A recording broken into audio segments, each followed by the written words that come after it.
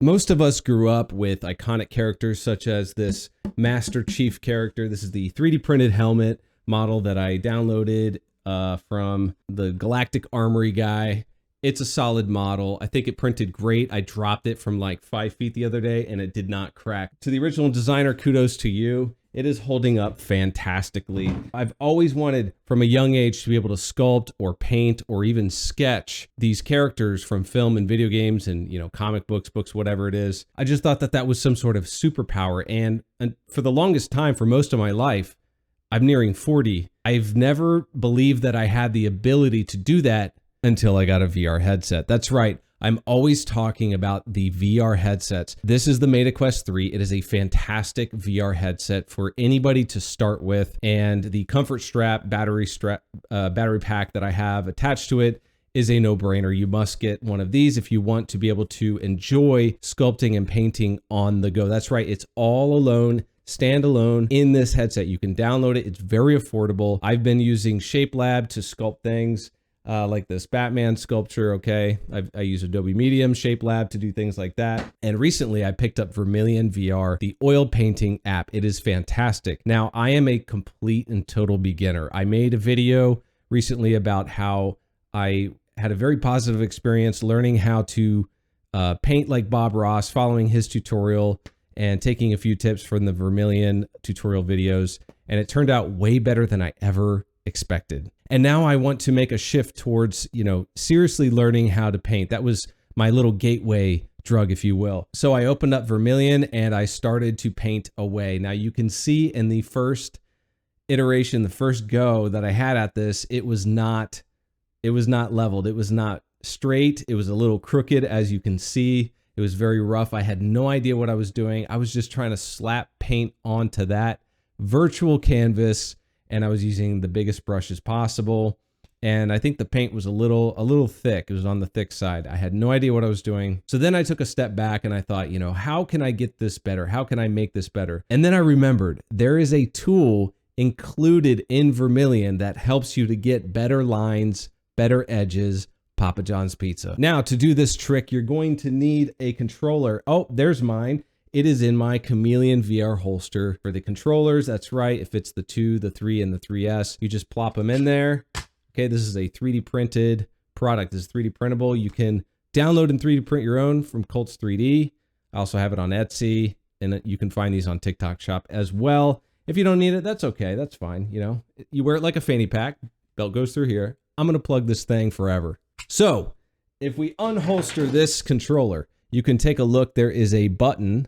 It says B on there at the top, the B button. So if you press the B button with your brush, right? Remember, you can grab your brush by doing this little button right here. You can press that in order to re-grip your brush from any angle that you want. It's fantastic. It works really, really well. You can get really close up onto the head of the brush, or you can go all the way back. And that's going to affect how the paint is pushed onto that canvas. Now, if you push that B button while you're holding your brush, it's going to activate the stabilized mode. It's a less sensitive mode when you push that B button. So it lets you, make a few movements, but it smooths it out so it has an easier way to paint. I can see this being very helpful for people who have muscle stability issues, right? Or they have Parkinson's, etc. But then if you hold the B button, it goes even deeper than that. That's right. You're going to see something pop out below, and it's going to say something along the lines of, like ruler or straight line or whatever it says. You can see it on the screen here.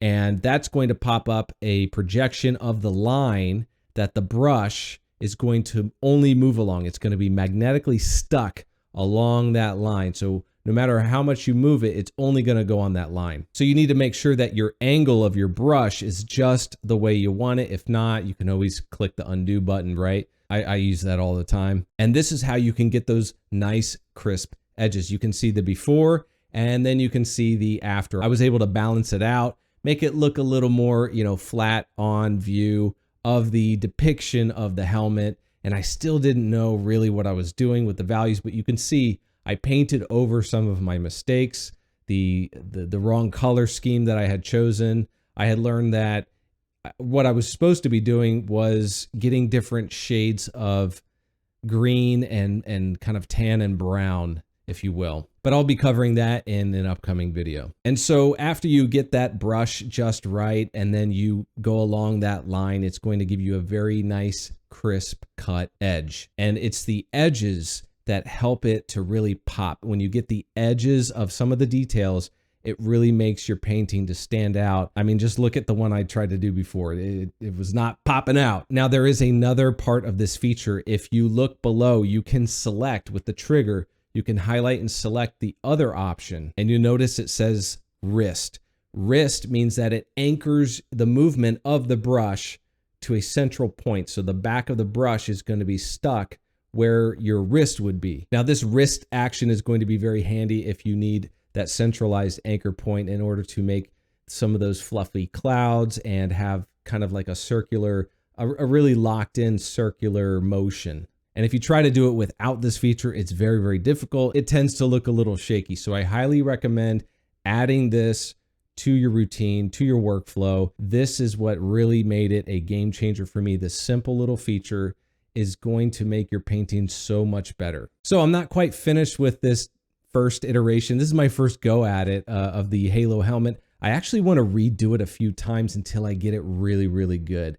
And I really like this exercise. I like this helmet, and you can see I'm using this reference image that I got from my Google Drive, and I show you how to do that because normally you have to use reference images that you can download from a browser that's in Vermillion. That's right. You can only like search it, and then you have the images like you would from a normal search, like an image search, and you can only use the ones there. It only lets you download those ones there, but I was able to log into my Google Drive, and I show you how to do that in the previous video, so go check it out. So that's it for right now. I'm going to continue to paint in VR. Again, if you don't have a headset, I highly recommend the beginners, especially new to VR, to try out the Metaquest 3. The 2 also works with Vermillion, and if you're not into the standalone stuff, you can always link it up to your PC with a wire.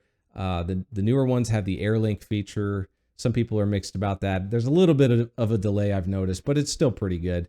And on top of that, these are the new Nintendo. This is the gaming powerhouse. So link in the description for that, and also the battery comfort strap that I recommend that I'm using currently.